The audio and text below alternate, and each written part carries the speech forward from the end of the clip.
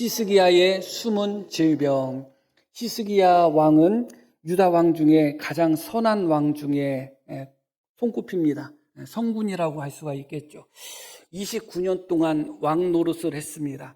히스기야가 14년 동안 왕으로 있을 때 어느 날 이사야를 통해서 히스기야에게 한 기별이 전달이 되는데 그것은 히스기야가 죽을 것이라는 기별입니다. 왕이 된 지 14년이 되었고 아직 그 이후에 후계자가 없는 상태에서 또 나라는 아수르에 의해서 큰 위협을 당하는 그런 상황 속에서 히스기야의 사망이 선고된 것입니다. 너는 죽을 것이니까 집안을 정리하라. 그런 하나님의 말씀이 이사야를 통해서 전달이 됩니다. 그 하나님의 말씀을 듣자마자 히스기야는 벽을 향하여 얼굴을 벽을 향하고 하나님 앞에 통곡으로 기도합니다. 한 번 더 하나님의 은혜를 구하는 것이죠. 그때 이사야가 히스기야에게 하나님의 말씀을 전달한 후에 돌아가다가 성읍 중간쯤 갔다. 몇 킬로 가지도 않은 거예요. 얼마 가지도 않은 상태에서 곧바로 하나님께서 이사야를 통해서 응답을 하십니다. 그것은 무엇이냐면 히스기야가 병에서 고침을 받을 것이라는 겁니다. 그리고 특이하게도 그가 고침을 받고 15년의 생명이 연장될 것이라고 하나님이 말씀하셨습니다. 그렇기 때문에 히스기야는 자기가 언제 죽을지 아는 그런 어떻게 보면 유일했던 사람 중에 한 사람입니다. 여기 계신 분 중에 내가 언제 죽는다는 거 모르잖아요. 그때로부터 이제 15년의 생명이 연장받는 것이고 왕으로서 14년 더하기 15년이 되니까 자기가 지금까지 왕으로 다스렸던 기간보다도 더 1년이 더 많은 기간이 하나님 앞에 주어진 것이죠. 너무 큰 은혜였던 것입니다. 그때 히스기야는 하나님께 징조를 구합니다. 내가 정말 고침받을 수 있다는 그런 징조를 보여주십시오 했더니 이사야가 제안을 하죠. 해 그림자가 10도가 앞으로 나아가는 징조를 보여드릴까요? 아니면 해 그림자가 10도 뒤로 물러가는 징조를 보여드릴까요? 그렇게 물어봅니다. 히스기야 왕이 이야기하죠. 해 그림자가 앞으로 나아가는 것은 너무 당연한 거 아닙니까? 해 그림자가 뒤로 물러가기를 원합니다. 그런데 바로 놀랍게도 정말 놀랍게도 해 그림자가 10도가 뒤로 물러가는 놀라운 역사가 나타난 겁니다. 무엇 때문에 어떻게 하나님이 하셨는지는 알 수 없지만 해가 기울던 해가 10도가 뒤로 물러가 버린 거예요. 누가 봐도 하나님의 기적이고 이적이고 하늘의 이적이고 땅의 이적이죠. 누가 봐도 확실한 증거가 되고 징표가 됩니다. 그렇게 히스기야는 말끔히 병을 고침을 받게 되었습니다. 바로 그때 히스기야가 병에 걸렸다가 고침받았다는 소식을 듣고 바벨론이라는 나라, 바벨론은 유다로부터 한 1500km 정도 떨어진 곳에 있는 나라였고 그때 당시에는 아수르의 속국이었습니다. 그러나 시시탐탐 호시탐탐 아수르로부터 독립하고자 하는 그런 기회를 엿보던 나라가 바벨론이었습니다. 그 바벨론 왕이 부르닥 발라단이라는 바벨론 왕이 히스기야가 병들었다가 고침받았다는 소식을 듣고 사신들을 보내는데 자신의 편지와 예물, 선물을 동봉해서 사신을 보내옵니다. 근데 바로 그때 바벨론에서부터 온 사신들을 보고 히스기야는 마음이 너무 기뻤던 거예요. 바벨론은 비록 아수르에 의해서 눌림당하고 있는 상태였다 할지라도 아주 강대국입니다. 그리고 그런 강대국인 것뿐만 아니라 1500km나 떨어진 곳에 있었던 정말 먼 곳에 있었던 나라거든요. 그런 강대국의 왕이 그 먼 거리에 있는 왕이 자신이 병에서 고침받았다는 것을 알고 축하하기 위해서 사신들을 보내고 선물을 보내고 친히 또 편지까지 보냈다고 하니까 이 히스기야 마음속에는 너무 기분 좋은 기쁨이 넘친 겁니다. 그래서 히스기야가 어떤 일을 행했는가 보면 오늘 우리가 읽으신 말씀 12절 말씀부터 한번 보겠습니다. 그때 발라단의 아들 바벨론의 왕 부르닥 발라단이 히스기야가 병들었다함을 듣고 편지와 예물을 그에게 보낸지라 히스기야가 사자들의 말을 듣고 자기 보물고에 금은과 향품과 보배로운 기름과 그의 군기구와 창고의 모든 것을 다 사자들에게 보였는데 왕궁과 그 나라 안에 있는 모든 것 중에서 히스기야가 그에게 보이지 아니한 것이 없더라. 이렇게 말씀이 나옵니다. 그 바벨론 사자들에게 왕궁에 있는 것, 모든 것을 보여주었습니다. 창고에 있는 것, 보물고에 있는 것, 무기고에 있는 모든 것을 보여줬습니다. 금은 보화를 보여줬을 뿐만 아니라 무기들도 보여주었고, 그것뿐만 아니라 심지어 기름까지, 향기름까지, 그런 종류, 향품까지도 하나도 빼놓지 않고 귀하다고 생각되는 것은 다 보여줬고, 자기의 군사력이라고 생각하는 무기들은 다 보여줬습니다. 왜 이런 행동을 했을까요? 마치 7살, 6살 먹은 아이가 자기 집에 친구가 놀러 왔을 때 자기 장난감 다 끄집어내서 자랑하는 것처럼 정말 히스기야가 너무 어리석은 행동을 했습니다. 먼 곳에 있는 나라라 할지라도 잠재적으로 위협이 될 수 있는 나라고, 그렇게 잠재적으로 위협이 될 수 있는 나라에게 자기의 무기고를 다 보여주고 자기 창고에 있는 모든 보화를 다 보여준다는 것은 정말 있을 수 없는 선택이죠. 그런데 왜 이런 일들이 벌어지는가? 사람이 코에 바람이 들어가면, 허파에 바람이 들어가면 그런 행동을 해요. 어떤 사람이 이상한 행동을 하는 것은 허파에 바람이 들어서 그래요. 무엇 때문에 바람이 들었는지 모르겠지만 바람이 들어가면 그런 행동을 하게 됩니다. 히스기야도 마찬가지입니다. 그런데 이런 히스기야의 행동을 역대하 32장의 24절에서는 이렇게 평가하고 있습니다. 보겠습니다. 그때 히스기야가 병들어 죽게 되었으므로 여호와께 기도하며 여호와께서 그에게 대답하시고 또 이적을 보이셨으나 히스기야가 마음이 교만하여 그 받은 은혜를 보답하지 아니하므로 히스기야의 마음이 교만해졌다. 그렇게 말씀이 나옵니다. 그가 병에 걸렸을 때는 겸손한 마음으로 하나님께 간절히 기도했는데 그 병에서 고침받은 후에 히스기야의 마음은 교만해졌다. 그렇게 말씀이 나옵니다. 그가 교만해졌다는 것은 그가 자기 자랑을 하는 사람으로 바뀌었다는 거예요. 바벨론에서 사신들이 왔을 때 자기가 자랑하고 싶은 것, 자기가 내세우고 싶은 모든 것을 다 보여주면서 히스기야는 자기의 교만을 드러냈습니다.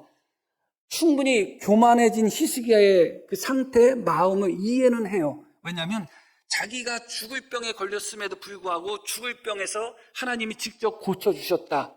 그것은 감사도 되지만 내가 죽을 병에서 하나님이 나를 고쳐주셨다는 것은 어떻게 보면 교만의 제목도 됩니다. 그리고 히스기야를 고쳐주는 과정 속에서 하나님이 징조를 보여주셨는데 어떤 징조예요? 해 그림자가 뒤로 물러가는 징조예요. 그건 자연의 어떤 법칙이 이미 히스기야로 인하여 그 순간에는 반대로 흘러가 버린 것이죠. 그러면 어떻게 보면 그 순간에 히스기야 마음속에는 자기가 우주의 중심처럼 느껴지지 않겠어요? 나 때문에, 나 한 사람에게 징조를 보여주기 위해서 해의 그림자까지 뒤로 물러갈 정도로 자기는 우주의 중심처럼 아마 느껴졌을 수도 있어요. 우리가 히스기야였으면 당연히 교만할 수밖에 없었겠죠. 더군다나 그 먼 곳, 바벨론이라는 곳에서부터 히스기야가 병들었다가 고침받았다는 소식을 듣고 사신들을 보내고 선물을 보내고 편지까지 써서 보냈으니 히스기야 마음속에, 이 가슴 속에 얼마나 많은 바람이 들어갔을까 충분히 짐작이 하죠. 그래서 히스기야는 교만함 가운데 하나님 앞에 감사해야 되는 그 순간에 감사치 않고 교만함으로 하나님께 감사치는 않고 도리어 자기가 가지고 있는 권력, 자기가 가지고 있는 부귀, 영화, 그런 모든 것을 바벨론 사람들에게 자랑함으로 말미암아 그의 교만함을 드러냈다. 그렇게 말씀이 나옵니다. 참 안타까운 순간이죠. 그렇게 성군이라고 할 수 있는 그렇게 위대한 왕 중에 한 명이라고 하는 히스기야가 하나님으로부터 가장 큰 은혜, 죽을 수밖에 없는 그 순간에 15년이라는 생명을 연장받은 가장 큰 은혜, 그것을 하나님이 증명하기 위해서 해그림자를 10도로 물러가게 할 정도의 너무나 큰 이적을 경험할 정도의 큰 은혜를 받았음에도 불구하고 도리어 그것이 히스기야에게 있어서는 교만의 근거가 되었다는 것이죠. 오히려 감사하고 오히려 하나님께 영광 돌려야 될 순간에 자기 교만과 자기 자랑 속에서 그 하나님이 주신 은혜의 기회를 정말 허비하는 그런 히스기야의 모습을 발견하게 됩니다. 역대하 32장 31절 말씀도 보겠습니다. 그러나 바벨론 방백들이 히스기야에게 사신을 보내어 그 땅에서 나타난 이적을 물을 때에 뭐라고 말씀이 나와요? 사신들을 보내어서 무엇을 물어보았다고요? 그 땅에서 나타난 이적을 물었다. 그러니까 사실은 사신을 보낸 이유 중에, 목적 중에 하나는 무엇이냐면 그 땅에 나타난 이적을 물어보기 위해서 보냈다는 거예요. 그럼 그 땅에 나타난 이적이 뭐예요? 해그림자가 뒤로 물러가는 이적이죠. 있을 수 없는 이적이잖아요. 해가 뒤로 물러간다는 것이 있을 수 있는 일이에요?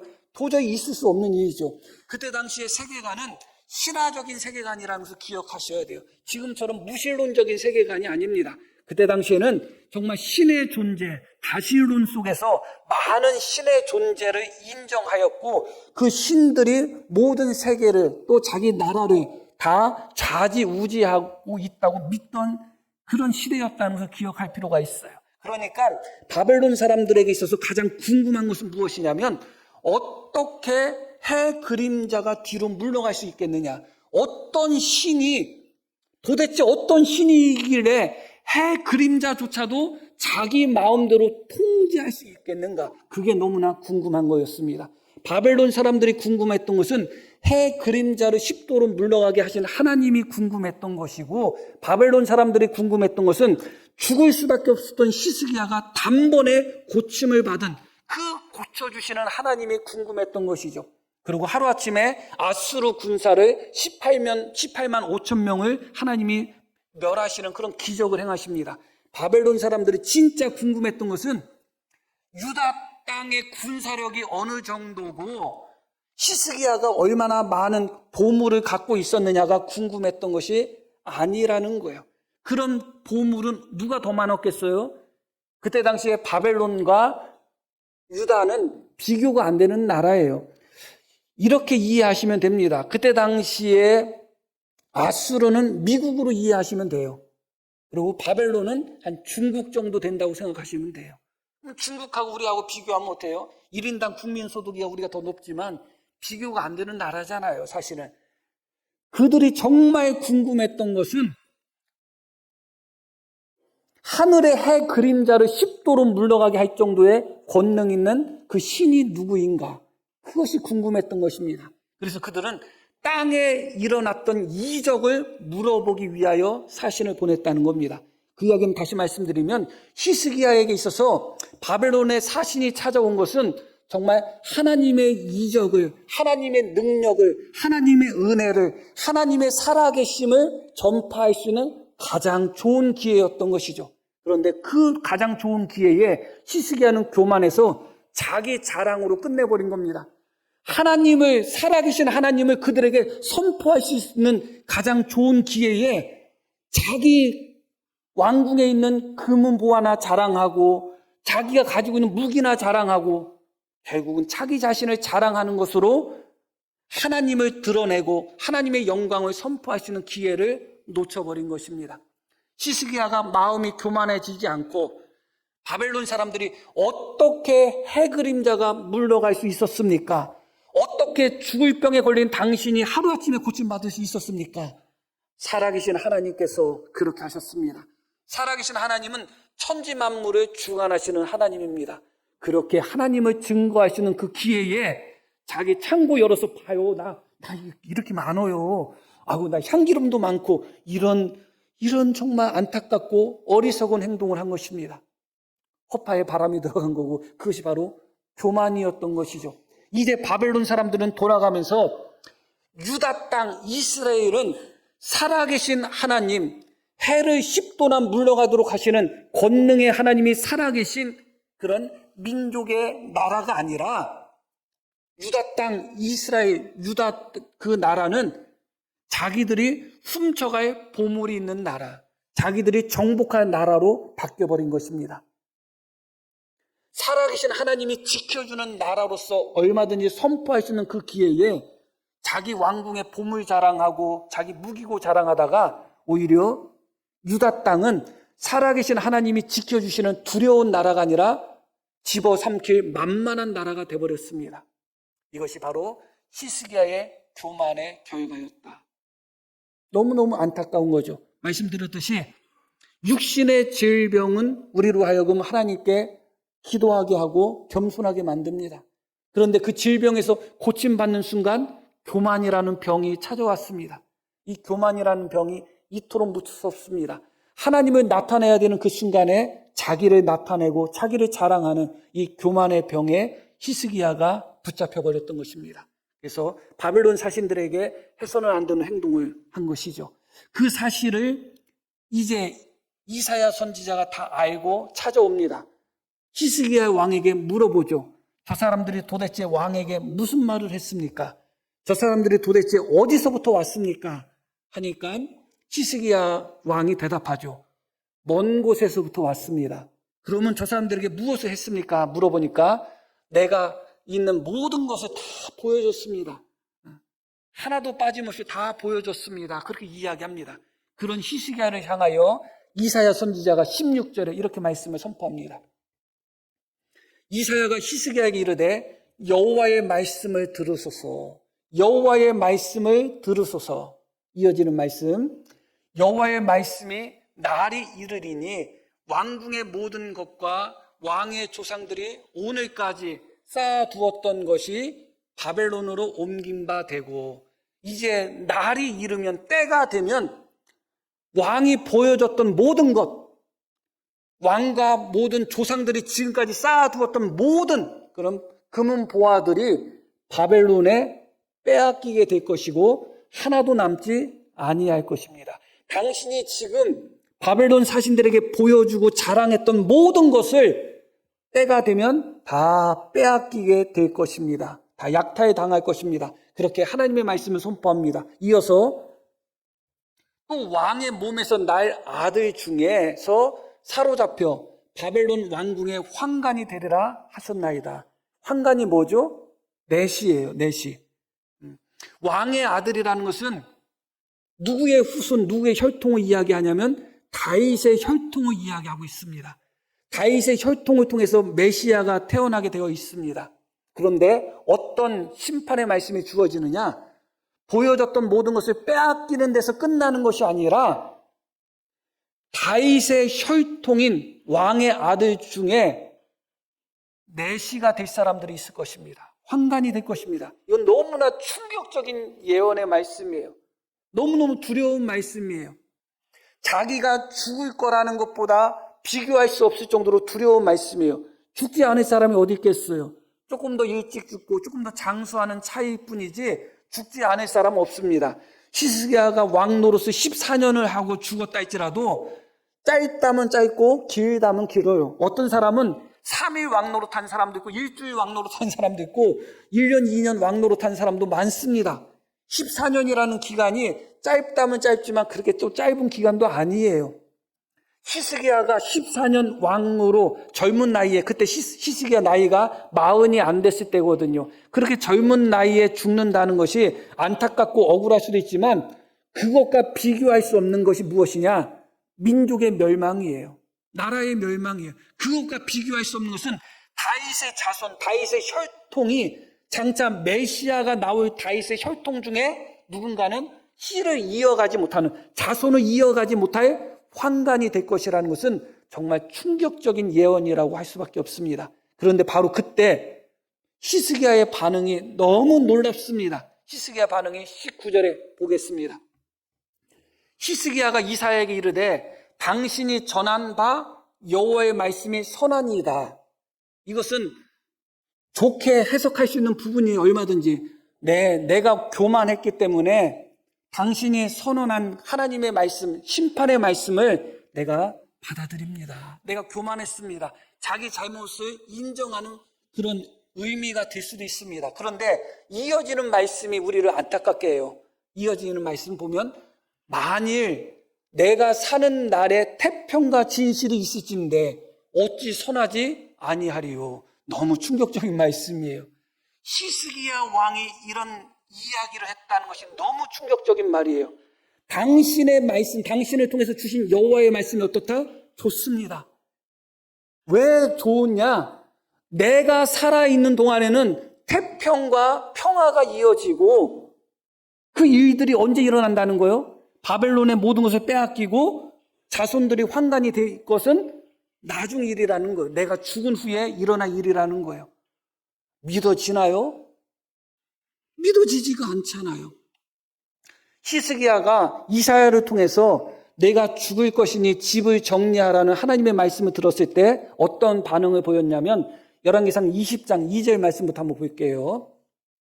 히스기야가 낫을 벽으로 향하고 여호와께 기도하여 이르되 여호와여 구하오니 내가 진실과 전심으로 주 앞에 행하며 주께서 보시기에 선하게 행한 것을 기억하옵소서 하고 히스기야가 심히 통곡했다. 내가 죽을 거야. 내가 살지 못할 거야. 그 소식을 듣자마자 어떻게 했다고요? 얼굴을 벽에로 향하고 하나님께 기도하면서 어떻게 했다고요? 심히 통곡했다는 거예요. 그랬던 히스기야가 당신으로 말미암아 날이 이를 것인데 때가 되면 유다 땅에 있는 이 성에 있는 이 왕궁에 있는 모든 보물들이 다 빼앗기게 될 것입니다.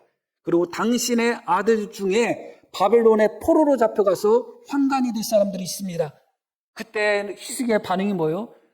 여호와의 말씀이 좋습니다. 내 생전에는 평안과 견고함이 있을진데 어찌 여호와의 말씀이 좋지 않겠습니까? 이런 반응을 보이고 있는 거예요.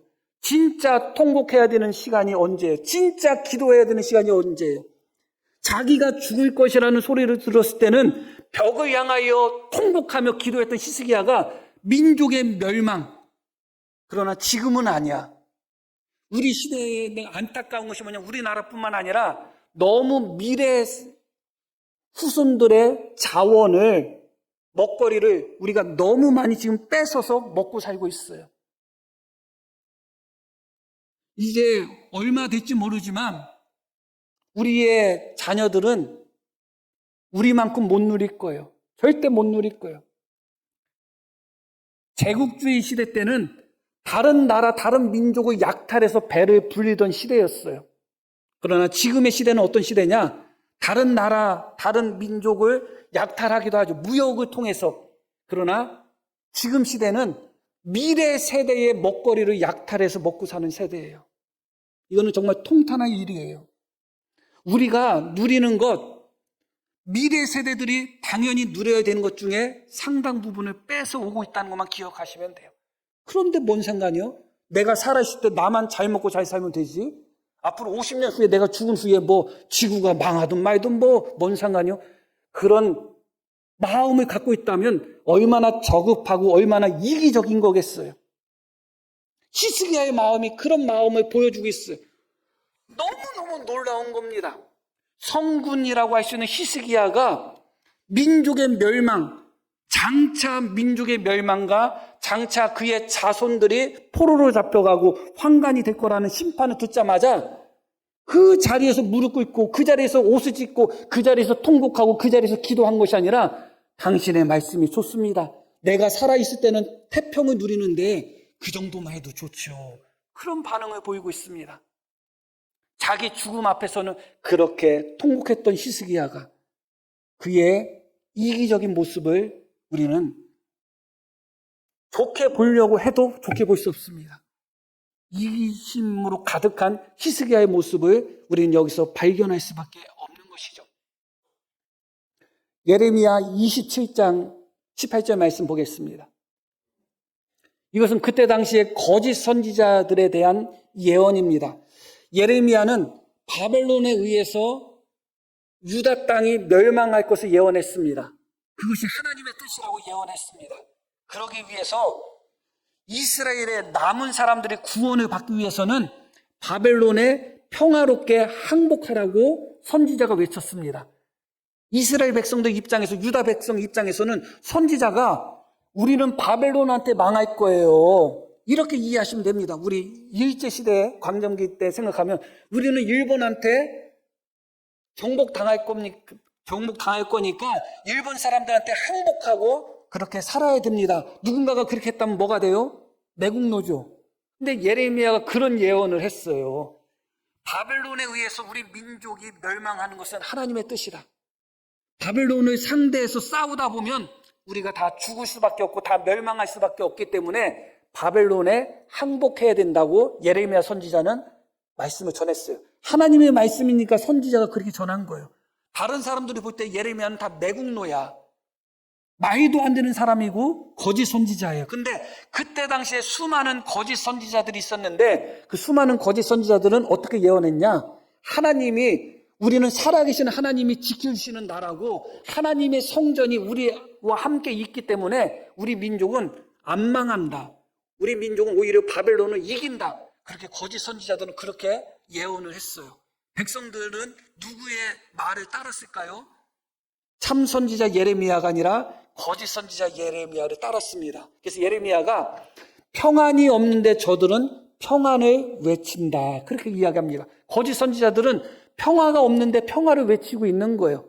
그것에 대한 하나님의 말씀이 27장 18절에 이렇게 주어집니다. 만일 그들이 평화를 외치는 그 선지자, 거짓 선지자들, 만일 그들이 진짜 선지자이고 그들에게 정말로 여호와의 말씀이 있다면, 그들이 정말 여호와의 말씀을 가지고 있다면 어떤 반응을 보여야 되냐면, 그들이 여호와의 성전에와 유다의 왕의 궁전에와 예루살렘에 남아있는 기구를 바벨론으로 옮겨가지 못하도록 만군의 여호와께 구하여야 할 것이다. 정말 그들에게 하나님의 말씀이 주어졌다면 그들은 성전과 왕궁에 있는 그런 모든 기구와 보물들이 바벨론으로 빼앗겨지지 않도록 어떻게 해야 된다? 하나님께 기도해야 된다. 그렇습니다. 자, 다시 본문 16절 말씀을 보겠습니다. 이사야가 히스기야에게 이르되 여호와의 말씀을 뭐라고 나와요? 들으소서. 여호와의 말씀, 하나님의 말씀을 히스기야 왕에게 이사야가 전했습니다. 그 하나님의 말씀이 히스기야에게 있었다면, 히스기야가 그 하나님의 말씀을 받아들였다면 어떻게 했어야 돼요? 자기 민족의 모든 것이 빼앗겨지지 않도록 하나님께 구했어야죠. 자기 자손이 환관으로 끌려가지 않도록 하나님께 구했어야죠. 그런데 그 하나님의 말씀을 듣고 히스기야의 반응은 뭐예요? 내 당대에는 평안이 있고 내 후세대에 그런 일이 있을 것이니 하나님의 말씀이 좋습니다 하면서 정말 지독한 이기적인 모습을 보이고 있습니다. 그러나 이사야 선지자는 어떻게 했어요? 선지자는 그렇지 않죠. 선지자에게 이 여호와의 말씀이 주어진 겁니다. 장차 유다 백성이 바벨론의 포로로 잡혀가고 유다 땅에 있는 모든 보물을 다 빼앗기게 되고 또 왕의 자손들이 바벨론의 환관으로 끌려갈 것이라는 이 말씀이 이사야 선지자에게는 주어졌기 때문에 선지자는 그때부터 아마 기도했겠죠. 그러나 히스기야는 그러지 않았습니다. 히스기야의 모습 속에서 우리가 정말 안타까운 부분을 발견하게 되는 것이죠. 하나님이 병을 고쳐주셨을 때 감사해야 되는 그 순간에 감사치 않고 오히려 마음이 교만하여 하나님을 선포하고 하나님을 증거할 수 있는 가장 좋은 기회에 히스기야는 자기 자랑, 자기 교만으로 끝나버렸습니다. 그 결과 자기 민족의 멸망의 소식을 들었을 때 자기 자손, 그 자손은 다윗의 후손이기 때문에 그 후손 혈통이 이어져야 됨에도 불구하고 자기 자손 중에 어떤 이들은 환관이 될 것이라는 이야기를 들었음에도 불구하고 히스기야는 하나님의 말씀이 좋습니다 하고 거기서 끝나버립니다. 진짜 기도해야 되는 그 순간에 기도하지 않습니다.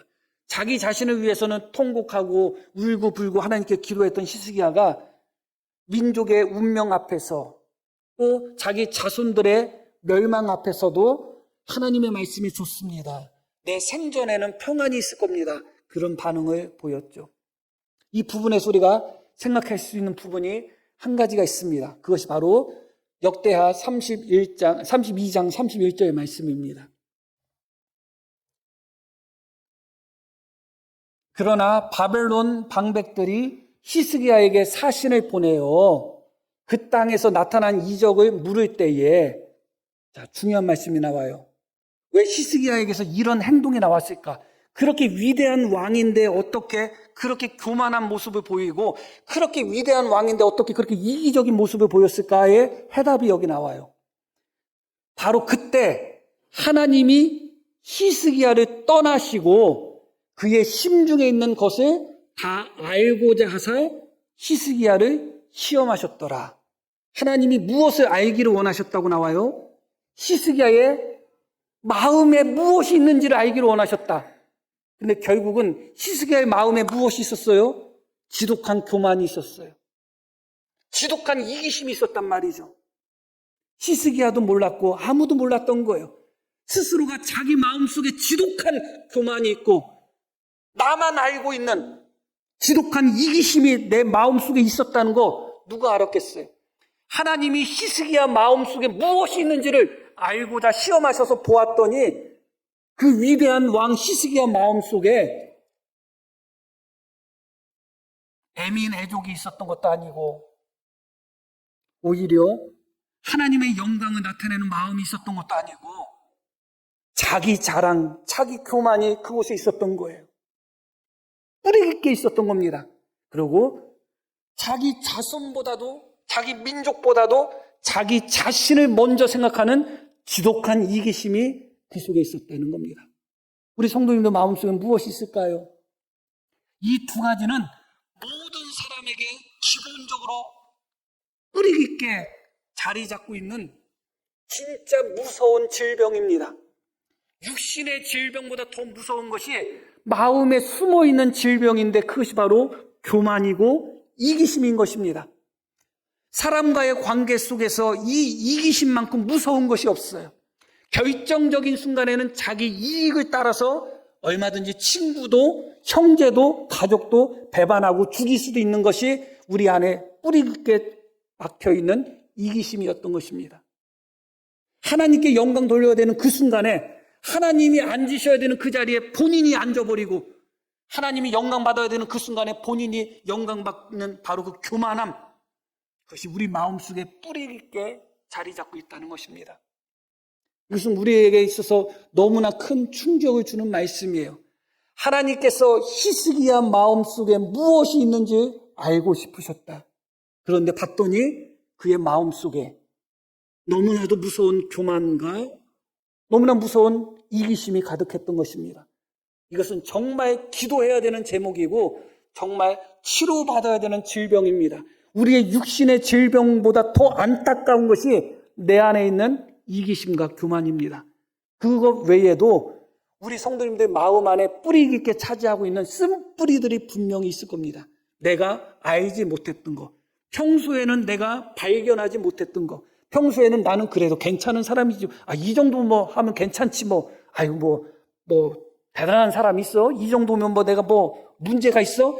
그런 생각을 하고 있던 사람의 마음 깊은 곳에는 이기심과 교만이 있고 그 외에 시기, 질투, 그 모든 것들이 우리 마음바닥에 있다는 것.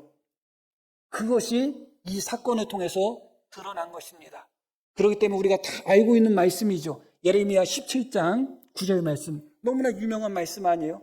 만물보다 거짓되고 심히 부패한 것은 마음이랴. 누가 능히 이를 알리오마는. 같이 한번 읽겠습니다. 만물보다 거짓되고 심히 부패한 것은 마음이다. 누가 능히 이를 알리오마는. 만물보다 거짓되고 부패한 것이 사람의 마음, 나의 마음인데 그걸 아는 사람이 없다는 거예요. 그걸 인정하는 사람이 없다는 거예요.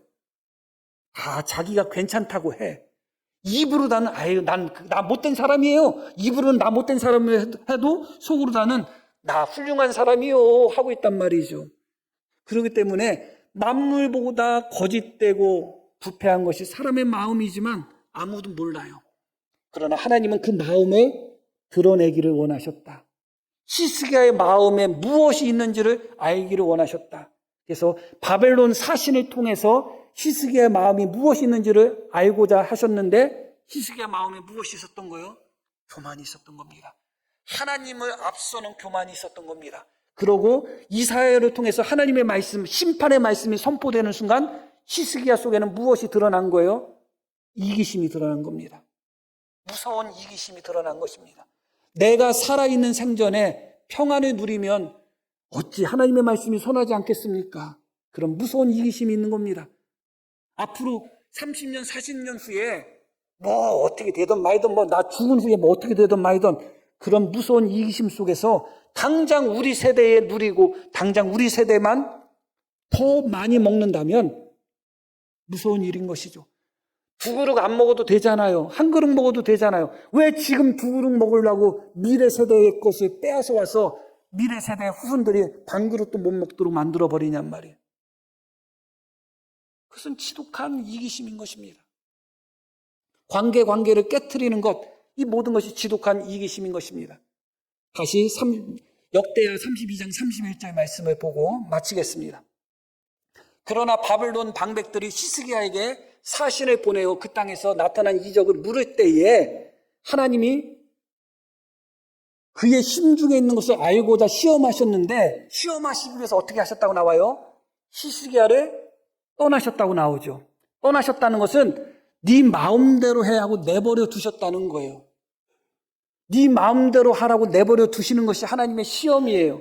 하나님이 붙들어 주시지 않고 하나님이 은혜를 공급하지 않고 네 마음대로 해 내버려 두면 내 마음대로 본성대로 하는 거예요. 그런데 네 마음대로 하라고 내버려 뒀더니 히스기야 마음속에 이기심대로 행동한 겁니다. 히스기야 마음속에는 교만대로 행동한 것입니다. 그것이 원래 히스기야 속에 있었던 거예요. 근데 왜 지금까지 히스기야에게 교만과 이기심이 없었을까요? 하나님이 붙들어 주셨던 거죠. 우리가 선에서 예수님 잘 믿고 있다고 생각하시면 안 돼요. 우리 안에는 원래 만물보다 부패하고 거짓된 우리 마음 속에는 지독한 이기심과 교만함이 뿌리 깊게 있어요. 그런데 하나님이 우리를 붙들어 주시기 때문에 그래요. 우리의 기도 제목이 무엇이 돼야 되는가? 두 가지가 돼야 되는 것입니다. 진짜 우리가 기도해야 되는 것은 육신의 질병도 기도해야 되겠지만 마음의 병을 기도해야 돼요. 숨은 질병을 기도해야 돼요. 우리 안에 있는 내 마음 안에 있는 이기심, 교만함, 시기, 질투, 미움 이런 것을 위하여 하나님께 기도해야 돼요. 그리고 또 하나는 뭐예요? 하나님이 우리를 붙들어 주셔야 돼요. 하나님이 우리에게 은혜를 주셔야 돼요. 하나님이 우리를 떠나시면 안 돼. 그러면 우리 속에 있는 것이 그대로 다 드러납니다. 그래서 하나님, 나에게 은혜를 공급하시는 것을 멈춰주지 마십시오. 나에게 하나님의 은혜를 베푸시는 것 멈추지 마십시오. 하나님의 은혜가 없으면 내가 설 수 없습니다. 은혜가 없으면 내가 하나님을 온전히 믿을 수 없습니다. 은혜가 없으면 내가 하나님 앞에 온전한 성도로 설 수 없습니다 하는 그런 고백과 기도 제목이 우리 속에 있어야 되겠습니다. 그래서 하나님이 우리를 붙들어 주셔야 되는 것입니다.